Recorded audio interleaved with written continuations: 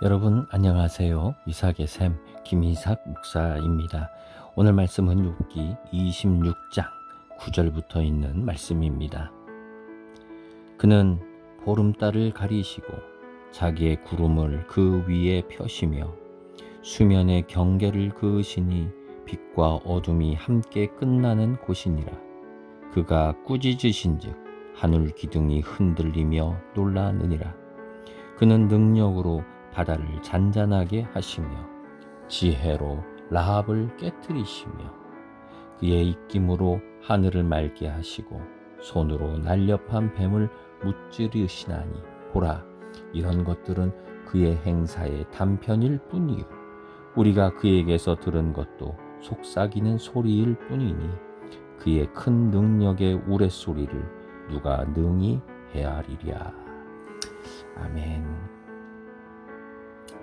오늘 말씀은 욥이 하는 이제 그 말입니다. 지금까지 25장까지 이 세 명의 친구랑 계속해서 이제 논쟁이 있었지요.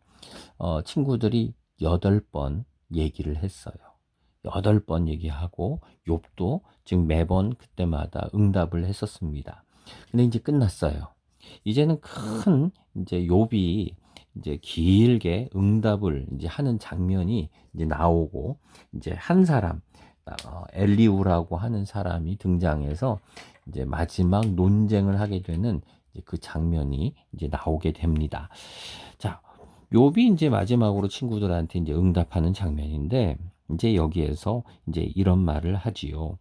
욥이 시선을 돌립니다. 지금 욥의 상황은 고통이지요. 그리고 질병이지요. 그리고 사람들한테 계속 시달리는 거예요. 사람이 힘들어요. 사람이 문제예요. 자, 여러분 이런 상황이면 우리는 계속 사람들하고 다투고 사람 문제로 머리 아파하고 막 그럴 거예요. 그런데 욥이 하나님을 바라보는 방법이 있어요. 지금 이 내용이 뭐냐면은 나는 하나님을 바라보겠다 하는 거예요. 근데 어떻게 바라보느냐? 이렇게 바라봐요. 자연을 바라보면서 눈을 돌려요. 눈을 사람에게, 나를 힘들게 하는 사람, 여길 보면은 괴로움만 있어요. 고통과 질병을 바라보면 아픔만 있어요. 근데 눈을 바깥으로 돌리니까 하나님이 보여요. 자, 어떻게 보나 볼까요? 이 앞에서부터 이제 얘기가 나오는 거지만 이제 9절부터 봅니다. 그는 하나님이시죠. 하나님은 보름달을 가리시고 자기의 구름을 그 위에 펴시고, 여러분 생각해 보세요. 하늘에 구름이 쫙 깔려 있어요. 그리고 그 위에는 보름달이 휘영청하게 밝은데 지금 그걸 보면서 하늘에는 보름달을 구름으로 딱 가리시고 그리고 구름을 그 위에다가 착 펼쳐 놓으셨고 캄캄한 밤에 지금 구름을 보고 그리고 보름달을 보면서 얘기하는 거예요. 그 다음에 수면의 경계를 그으시니 물을 바라보며 호수를 바라보면서 거기에 빛과 어두움이 함께 끝나는 곳이니라. 지금 물이 쫙 있는데 거기 보면은 빛이 반사되잖아요. 캄캄한데 거기에 빛도 있고 어둠도 있고 같이 이 밤에 있는 거죠. 이제 그 모습을 보면서 지금 또 얘기합니다. 그가 꾸짖으신즉 하늘 기둥이 흔들리며 놀라느니라. 하늘의 기둥. 옛날 사람들은 하늘에 이렇게 받치는 기둥이 있다라고 생각하기도 했나 봐요. 그 생각을 하면서 하나님이 말씀하시면 그것도 다 흔들흔들하지. 하늘도 흔들리지. 능력으로 바다를 잔잔하게 하시고 지혜로 라합을 깨뜨리시며, 여기 라합이라는 건 기생 라합이 아니고요.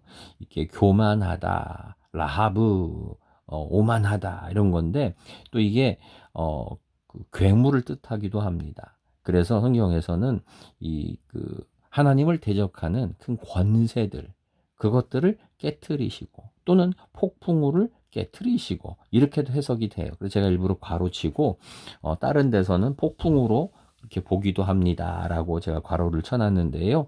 하나님께서 바다를 잔잔하게 하시고 지혜로 이 폭풍우 그것까지도 깨트리시고 하나님이 입김 한번 부시면 하늘을 아까 구름이 가득했지요. 싹 맑게 하시고 손으로 날렵한 뱀을 무찌르시나니. 지금 뭐예요? 지금 다 자연의 모습이죠.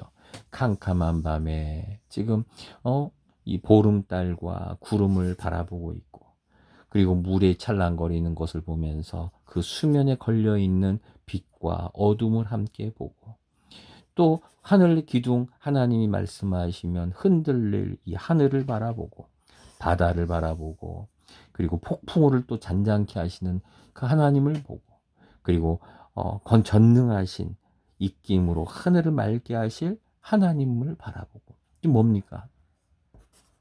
다 자연이죠. 이 자연의 모습을 보면서 하나님을 보는 거예요. 사람을 보면 힘들게 해요. 근데 자연을 보니까 맞아, 하나님이 계시지, 전능하신 분이 거기 계시지 하면서 하나님의 힘, 전능하심, 그리고 신비를 발견하게 되는 거죠. 그래서 14절에서 이렇게 마무리를 짓습니다. 보라, 이런 것들은 그의 행사의 단편일 뿐이요. 이런 자연 보니까 감격스럽지 않냐? 근데 이건 다 한 편에 불과해. 조금밖에 불과해. 하나님은 얼마나 크신지 몰라. 또 들어봐봐. 너희가 들은 것도 속삭이는 소리일 뿐. 우리가 듣는 거는 별거 없어. 쬐끄만 소리, 그거 듣는 거에 불과해. 그의 능력에 큰 우레소리가 있어. 근데 그걸 누가 능히 헤아리랴. 위대하신 하나님의 능력을 누가 감히 알겠느냐. 지금 이거예요. 우리가 모르는 게 너무나 많지요. 지구가 자전을 한대요. 이렇게 빙빙빙글, 지구가 빙글빙글빙글 돌지요. 그래서 낮과 밤이 있고 그러는 거지요. 근데 우리는 지구가 돌고만 있구나 생각하는데, 이 돌면서 얼마나 빠른지요. 1670km래요.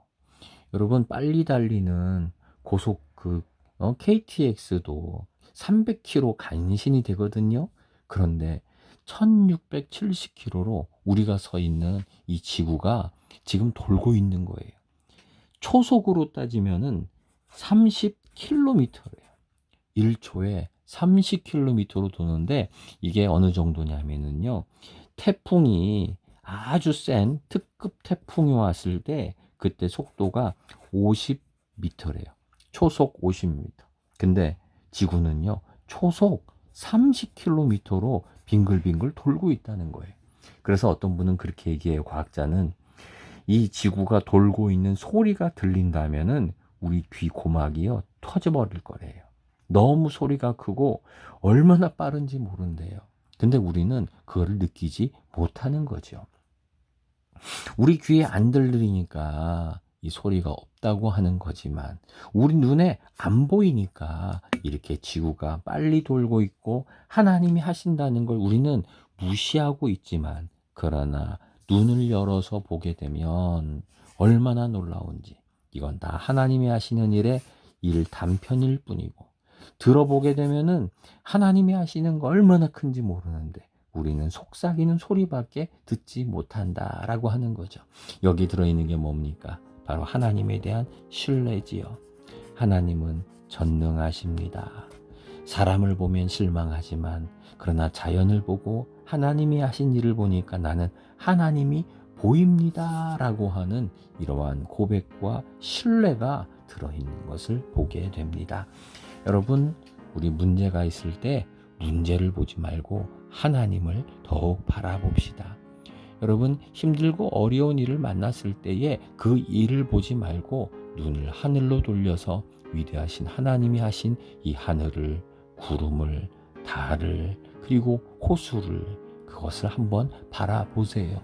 그러면 그 속에 들어있는 하나님의 능력을 보게 됩니다. 그것도 아니면은 지금 이 시간에도 1초에 30km 돌고 있는 내가 서 있는 이 땅을 한번 바라보세요. 만약 내 귀에 들렸다면 고막이 다 터져버렸을지도 모르는 이 지구가 돌아가는 소리를 한번 생각해 보세요. 하나님은 내 눈이 보이지 않는 곳 그 너머까지 일하시고 내 귀에 들리지 않지만 그것 이상으로 일하시는 바로 하나님이라는 것을 우리가 신뢰하고 믿기를 원합니다. 오늘도 내가 보는 것보다 더 높은 데서 더 크게 일하시는 하나님을 신뢰합니다. 기도하겠습니다. 하나님, 고난 중에 욥이 사람을 보지 않고 자연을 바라봅니다. 그리고 하나님을 그곳에서 발견합니다. 하나님은 전능하시고 너무나 위대한 일을 행하시고 우리가 들을 수 없는 엄청난 소리까지 바라시는 바로 그 하나님이신 것을 믿습니다. 하나님, 오늘도 우리의 삶 가운데 역사하여 주셔서 우리가 알지 못했던 놀랍고 크신 역사를, 기적을 주님 행하여 주시옵소서. 오늘도 주의 은혜를 사모하는 이들에게 주님 역사하여 주시옵소서. 예수님의 이름으로 기도드립니다. 아멘.